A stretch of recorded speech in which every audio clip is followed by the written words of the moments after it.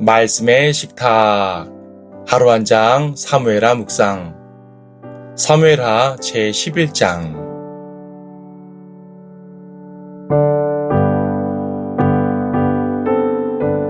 11장 27절을 보겠습니다. 애곡이 끝나자 다윗이 보내어 그녀를 그의 집으로 데려왔으며 그녀가 그의 아내가 되고 그에게 아들을 낳으니라. 그러나 다윗이 행한 그 일이 주를 불쾌하게 하였더라. 본장은 다윗의 생애에서 영적으로 가장 어두운 장면입니다. 커다란 죄를 짓기 때문입니다. 충직한 부하 우리아의 아내를 취하고 부정이 들통날까봐 그 부하를 죽게 만들었습니다. 우리아는 참으로 충직한 군인이었습니다. 그는 왕이 불러들여 휴가를 주었음에도 집에 가서 쉬지를 않습니다. 다른 군사들이 열심히 싸우고 있는데 자기 혼자 쉴 수 없다는 것입니다. 우리아를 그 아내에게 보내 자신의 죄를 감추려고 했던 다윗의 계획이 망가져 버렸습니다. 그러자 다윗은 계획을 수정해서 그를 죽게 만듭니다. 요압에게 편지를 써서 우리아를 가장 치열한 전장으로 배치하라고 명령을 합니다. 아마 이때도 우리아는 열심히 싸웠을 것입니다. 왕이 자기를 선대해 주었으니 더 충성해야겠다고 마음먹었을지도 모릅니다. 다윗의 양심은 이 모든 상황에서 어떻게 요동쳤을까요? 본장에서 우리는 죄가 얼마나 무서운지를 잘 보게 됩니다. 죄는 순식간에 급습하여 신실한 사람도 쓰러뜨립니다. 다윗은 이때 지붕을 거닐다가 한 여인이 목욕하고 있는 것을 보고 유혹을 받습니다. 1절에서 그 해가 지난 후 왕들이 출전할 때가 되어 라고 되어 있는데 이것은 왕이 꼭 출전해야 된다는 말이 아니라 겨울이 지나 봄이 되었으니 본격적으로 전쟁을 재개하게 되었다는 말입니다. 당시 10장에서 이스라엘은 암몬과 전쟁 중이었습니다. 그런데 겨울이 되어서 전쟁을 멈췄다가 해가 바뀌어 봄이 되었으니 다시 붙게 된 것입니다. 어차피 다윗은 모든 전쟁에 다 출전하지는 않습니다. 직접 출전하기도 하지만 요압을 보내서 싸우기도 합니다. 그리고 다윗은 성정상 전장에 나가지 않았다고 해서 한가하게 쉬는 사람이 아닙니다. 아마도 전쟁에 관한 여러 가지를 구상했을 수도 있습니다. 무엇보다 그는 왕궁에서 전쟁의 소식을 기다렸습니다. 그러니까 다윗이 전쟁에 나가지 않은 것 자체는 죄가 아닙니다. 지붕 위를 거닌 것도 죄가 아닙니다. 우연히 여인을 본 것도 죄가 아닙니다. 그냥 고개를 돌렸으면 그만입니다. 지붕에서 내려왔으면 그만이란 말입니다. 하지만 그는 여인을 취하기로 마음을 먹습니다. 이때부터 죄가 시작됩니다. 시험에 마음을 내어주자 죄는 걷잡을 수 없이 진행됩니다. 그 여인이 자기 부하의 아내임을 알았음에도 그 마음은 멈추지 않습니다. 죄에 완전히 사로잡혔기 때문입니다. 결국 다윗은 자기 부하들이 피 흘리며 싸우고 있던 그때에 죄를 짓고 맙니다. 그리고 죄는 다윗을 끝까지 밀어붙입니다. 자기의 충직한 부하를 죽이기까지 말입니다. 죄는 처음 지을 때보다 그 죄를 감추기 위해 지을 때 더 커지는 법입니다. 그리고 그 모든 일에 대해서 27절은 다윗이 행한 그 일이 주를 불쾌하게 하였더라 라고 기록합니다. 그렇습니다. 죄는 하나님을 불쾌하게 만듭니다. 성도가 유혹을 이기지 못할 때 하나님께서는 불쾌해하십니다. 성도가 죄악을 범하고 감출 때 하나님께서는 불쾌해하십니다. 죄악을 감추기 위해서 더 큰 죄악을 범할 때 하나님께서는 불쾌해하십니다. 특히 힘 있는 자들이 자기 죄를 감추기 위해서 약한 자들을 해칠 때 하나님께서는 매우 불쾌해하십니다. 그리고 이 모든 것이 성도의 죄일 때 하나님께서는 정말로 불쾌하십니다. 성도에 대한 사랑이 크기 때문에 그 불쾌함도 큰 것입니다. 우리는 많은 것들에 대해서 다윗을 본받지만 이 일만큼은 절대로 본받으면 안 됩니다. 하나님을 불쾌하게 하는 일에서 성도는 반드시 벗어나야 하는 것입니다.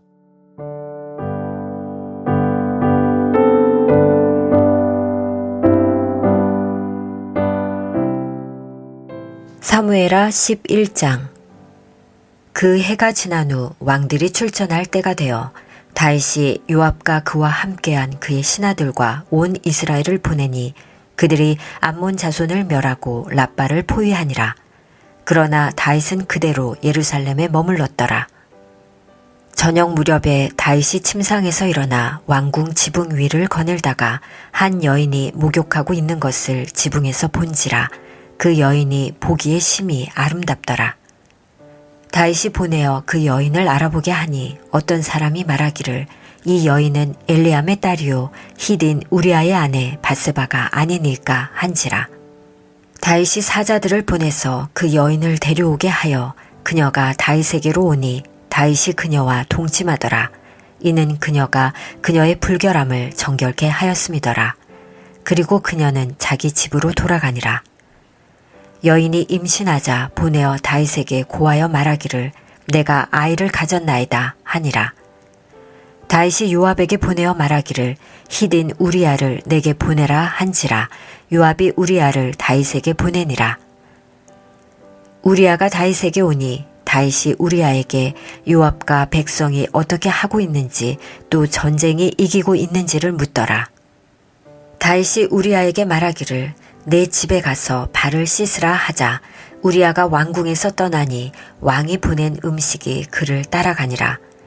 그러나 우리아는 그의 주의 모든 신하들과 함께 왕궁 문에서 자고 자기 집으로 내려가지 아니하더라. 사람들이 다윗에게 고하여 말하기를 우리아가 자기 집으로 내려가지 아니하였나이다 라고 한지라. 다윗이 우리아에게 말하기를 내가 집에서 떠나 있다가 돌아오지 아니하였느냐. 그런데 어찌하여 내 집으로 내려가지 아니하였느냐 하니 우리아가 다윗에게 말하기를 언약궤와 이스라엘과 유다가 장막에 거하고 내 주 요압과 내 주의 부하들이 바깥들에 진을 치고 있는데 어찌 나만 내 집에 가서 먹고 마시고 내 아내와 동침하겠나이까. 왕의 사심과 왕의 혼의 사심으로 맹세하오니 내가 이 일을 하지 아니하리이다 하더라. 다윗이 우리아에게 말하기를 오늘도 여기서 지체하라. 내일 내가 너를 가게 하리라 하더라. 그리하여 우리아가 그날과 그 이튿날도 예루살렘에 머무니라. 다윗이 그를 부르니 그가 다윗 앞에서 먹고 마시더라. 다윗이 그를 취하게 하니 저녁 때 그가 그의 주의 신하들과 함께 자기 침상에 누우려고 나갔으나 자기 집에는 내려가지 아니하니라. 그리하여 아침에 다윗이 요압에게 편지를 써서 우리아의 손을 통해 보냈으니 다윗이 그 편지에 써서 말하기를 너희는 우리아를 가장 치열한 전쟁의 최전선에 배치하고 너희만 그에게서 물러나와 그로 공격을 당하여 죽게 하라 하였더라. 그러자 요압이 그 성읍을 살펴본 후 우리아를 용사들이 있는 줄 아는 장소에 배치하더라. 그때 그 성읍의 사람들이 나와서 요압과 싸우니 다윗의 신하 중 몇 사람이 쓰러지고 히딘 우리아도 죽으니라. 요압이 다윗에게 보내어 전쟁에 관한 모든 것을 보고하였는데 그 사자에게 명하여 말하기를 내가 왕에게 전쟁에 관한 일을 고하기를 마쳤을 때 만일 왕이 화를 내시며 내게 말씀하시기를 어찌하여 너희가 싸울 때에 성읍에 그처럼 가까이 접근하였더냐. 너희는 그들이 성벽에서 너희를 쏠 줄 몰랐더냐. 누가 여룻베셋의 아들 아비멜렉을 쳐 죽였느냐. 한 여인이 성벽에서 그에게 맷돌짝을 던져서 그가 데베스에서 죽지 아니하였느냐. 어찌하여 너희가 성벽에 가까이 갔더냐 하시거든 너는 말하기를 왕의 신하 우리아도 죽었나이다 하라 하더라. 그 사자가 가서 다윗에게 이르러 요압이 보내어 전하라고 한 모든 일을 알리더라. 그 사자가 다윗에게 말하기를 그 사람들이 분명히 우리보다 우세하였는데 우리를 향하여 들로 나왔으므로 우리가 성문 입구까지 그들을 밀쳤나이다.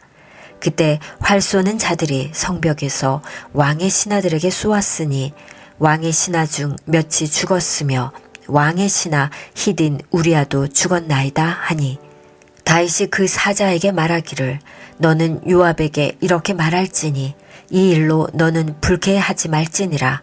칼은 이 사람도 죽이고 저 사람도 죽이느니라. 그 성읍에 대하여 더 치열히 싸워 그 성을 함락시키라 하고 그를 격려하라 하더라.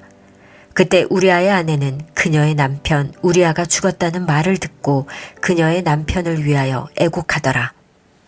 애곡이 끝나자 다윗이 보내어 그녀를 그의 집으로 데려왔으며 그녀가 그의 아내가 되고 그에게 아들을 낳으니라. 그러나 다윗이 행한 그 일이 주를 불쾌하게 하였더라.